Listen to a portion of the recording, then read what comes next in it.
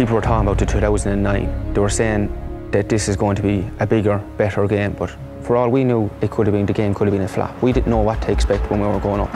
And I suppose what happens, I suppose we said already, matches in Croke Park, they take a life of their own, and that's really what the game took, Brendan. Yeah, it did, you know. I mean, coming into it, obviously Kilkenny had their injury worries and all, but that wasn't really our concern. I mean, for me anyway, I hoped all of Kilkenny would be fit, you know, and well, you know, not only from the fact that Henry and these lads were fantastic players and you want to see him play in the final, but as well as that, you want to play the best possible team Kilkenny can put out.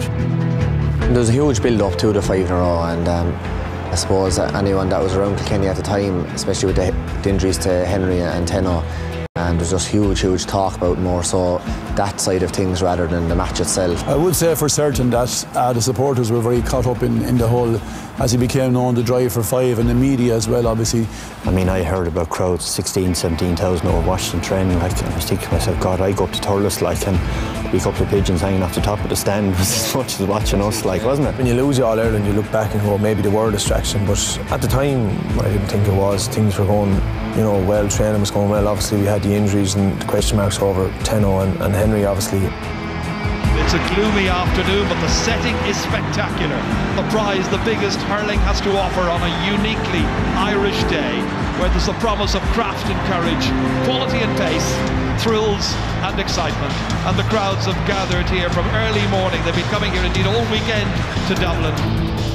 It was very similar to 2009. It started at a whirlwind pace, and again the atmosphere, and I think the Tipperary supporters were even louder this year. I think we were probably a little bit more focused. I would think in 2010 we were in 2009, we'd learned the lessons of 2009. I think we probably blinked in 2009 thinking that down the home straight that when we went 3 or 4 up, maybe we have this thing. I think in 2010 it was more of a, we'll stay here till 10 o'clock tonight, we're not going home without it, kind of an attitude, like, wasn't it? We were 100% up for it, they were 100% up for it, and I suppose we just met head on, and we just said the best team win at the end of the day. As Shane McGrath wins that, huge one down towards Lark Corbett, he's got it, he's scored! A goal by Lark Corbett! His 17th ever in Championship hurling, a crucial one here, coming up at 10 minutes, and it's 1-3 to a point. It was a huge delivery. All of a sudden, Lark Corbett was one-on-one there, beat his man, beat the goalkeeper, put it into the back of the net. And there you saw the fullback exposed big time by Lark Corbett. They got the first goal, which was huge. You know, normally we hit early and we might get the scores and get on top of them, but they got the goal. They had a game plan and they executed it perfectly, you know. It was a great ball in from Shane McGrath. I suppose it's a thing that he's doing for the last number of years, is getting the ball into the full forward line. And that's one thing we would have always said, just get the ball into the full forward line and we'll see what happens. I suppose when you got one-on-one with Noel Hick, I remember looking at it up on the screen, and you just slipped in behind him, like, and Noel had slipped, which was that little bit of luck, I suppose, that in 2009 we didn't have, you know. It was a great catch and the finish was unbelievable and all that, like, you know. I mean, we got that little break, and of course, a bit like Kilkenny the year before, when you get the little break and you're ready and there's your moment in time, I suppose, like it was for you, you take it, don't you? And that's exactly, we got the breaks, we got the bit of luck, and we can dress up the goals and we can dress them up anyway, but we just we got the bit of luck, and thank God we took our chances. As Henry Shefflin plays it in here towards DJ Reid, this could be a rapid response. Oh, what a stop by Brendan Cummins. When Tipperary started so well, that was definitely, I suppose, big disappointment, but we came back then, we brought it back to, I'd say it was 2 pints or a pint, and we thought maybe, you know, that's it. I suppose Tipperary, after doing all the hurling, and we were able to come back then to just within a pint or 2, but I think, I suppose, it masked over, I suppose, the fact that we're being out-hurled. We're going Tipper all over Kilkenny at the moment. There's Henry Shefflin, trouble with his knee. Shefflin is in difficulty as Shane McGrath plays it down. Is the gamble about to backfire? Definitely gone, Ger. I would think, you know, he pulled up straight away and took off his helmet. He's definitely gone. Well, he's lasted just under 13 minutes. Obviously, my whole day just fell to pieces then, so I suppose it was up to the bench for me and sit down and just see what went on, you know. Obviously, Henry being Henry Shefflin, he was a huge loss, but, you know, in the backs of all our minds, he was after doing his crucials. Was he, you know, did we think he was going to make 70 minutes? Well, personally, I didn't think so. I knew he was probably going to get through some part of the game. I think a sign of the respect between both teams. I think Shane McGrath met him going across the field and just shook hands with him, and he got a standing ovation going off. And I think in hindsight we're all disappointed to see him leave, to be honest, because you don't want to see any player lose out an opportunity to play in All-Ireland final. No, and as exactly Brendan has said already, we wanted to play the best that Kilkenny had to offer. But at the same time, and Henry knows this better than anyone, it's not about Henry on the day or in the build-up or anything else. Vital man, absolutely massive player for us, but it's about the team at all times, and you know, you get in somebody to take his place and the team goes ahead. It was a loss for us, but in the grand scheme of things I don't think it wouldn't have changed the result. Owen Larkin's raiding inside here to Power. Oh, what a goal! Richie Power gets his 6th ever in the championship, his first this afternoon. Typical Richie, he turned on a sixpence and ended up in the back of the net. But we really needed it, because at that time Tipperary not only were the 6 points up, but they were on top in an awful lot of sectors of the field. And that's a goal and 4 for the man from Carrickshaw. 3 points the margin, 3 minutes to go to half-time, and it's starting with Owen Larkin raiding. Look at the good run here, an intelligent run made by Richie Power, and a clinical finish to the back of the Tipperary net. It's some match. It's 110 to 17. Made a fantastic run actually out around the back of Paul Curran. It was unbelievable the way he did it now, you know. Of course he got his hand for 6-7 yards, he roofed it, and we'd been 5 or 6 up, I'd say, at that stage, and you know, it was a little bit of a dent in the confidence. But I know when we went in at half-time and we were looking around in fellas' eyes, like the focus was unbelievable. We were definitely happy going in at half-time. They'd done all the hurling, you know, and we still were only two points down. We were still in with a great chance, but it was different than other years in that, you know, we hadn't really settled, you know. They dragged us everywhere. We had no real shape to our backs or anything like that, and that's what they wanted, you know. They were dragging our half-back line all over the place to disturb ye, as well as the full-back line, but, you know, they had a game plan and it worked a treat for them. And away it comes back up to the forwards again, brilliantly caught by McGrath, on to Lark Corbett. They fire Hurley's at it, but nobody's able to stop Lark Corbett, who's in for a second goal.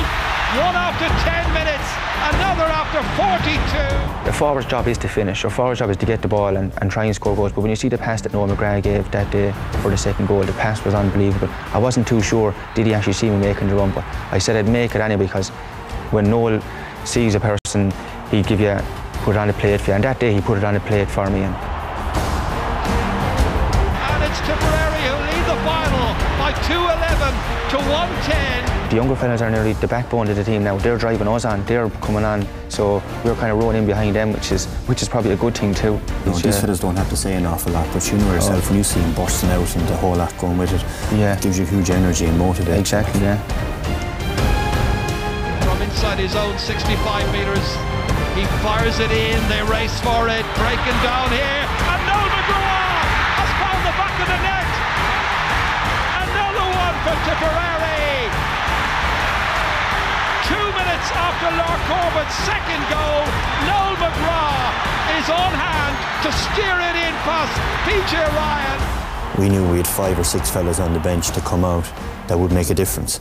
So you played to exhaustion, and then you gave the baton on to someone else to come in. Who knows how this one is going to go, as Seamus Callanan introduces himself by putting it over the bar. Like I said earlier, when Seamus Callanan and Fez came on, you know, and Benny came on to it, then Benny got the point, you know what I mean, as well, and it was a real transformation, a great show of character from Benny to do that, and that gave us all energy and fueled us. Definitely, like, and I suppose the lift that it gave the whole team, I suppose, when Benny coming on after 2009 and me slotting that ball over the bar in 2010, like we could already feel Benny's emotion when that point was going over the bar, you know, which is great for him too. And David Young wins this one. To keep it away from Michael Fennelly. He slips it in there. Once again they hold the possession, and Benny Dunn sees it drop over the crossbar.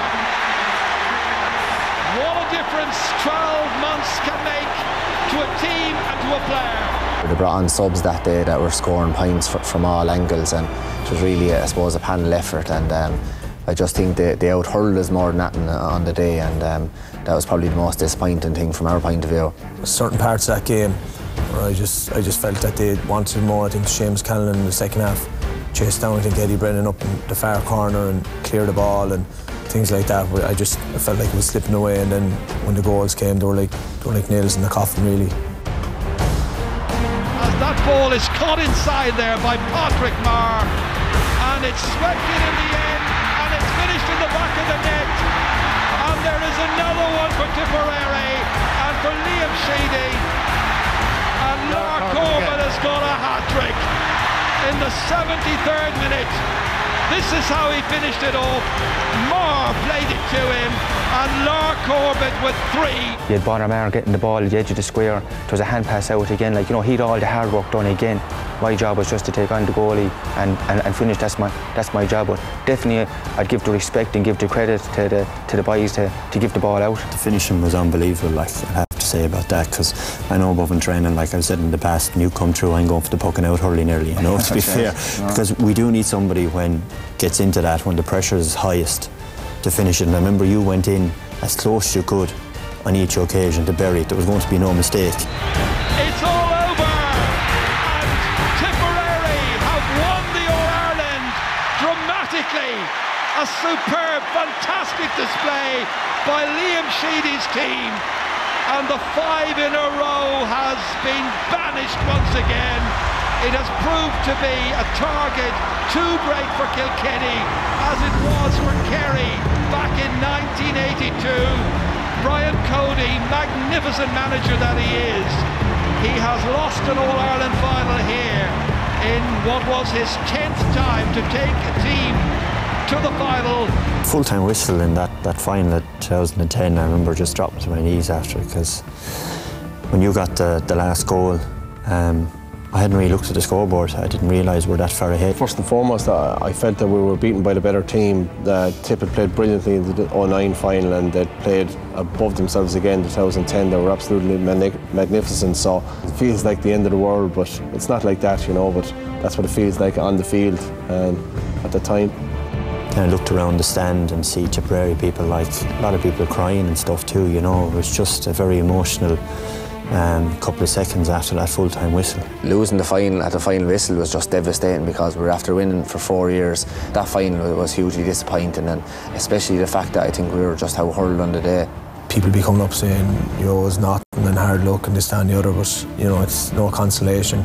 Standing there in Croke Park is a very lonely place after losing All-Ireland. Very few people rated their chances. It was all about the drive for 5. I remember looking at the Kerry golden years, and they lost the 5 in a row, and it was just very disappointing looking at that, and you'd be saying, just a pity they didn't win one more match just to do the 5. And I suppose when we nearly did it then, like, it just wasn't the same. I'd never thought of it as a 5 in a row. I think on the day we were just beating the better team. I remember saying to myself after the final, I said, don't get too excited now, just take it all in and see exactly what's happening, have a look around the stand, have a look around the field, and it's just fantastic to see, like, exactly what the GE and what hurling means to people, and hurling people, what it actually means. I always remember Liam Sheedy saying in the dressing room afterwards, if we bottle this hurt and use it for next year, that, you know, we could go back and win the All-Ireland again, and I suppose that always struck a chord with me. For me, one of the highlights of the day, I must say, was seeing Mick Gaiman and Liam above holding the cup. It was like a drug working with these fellas. Like, you just wanted to get training every night. If we could train every night of the week with him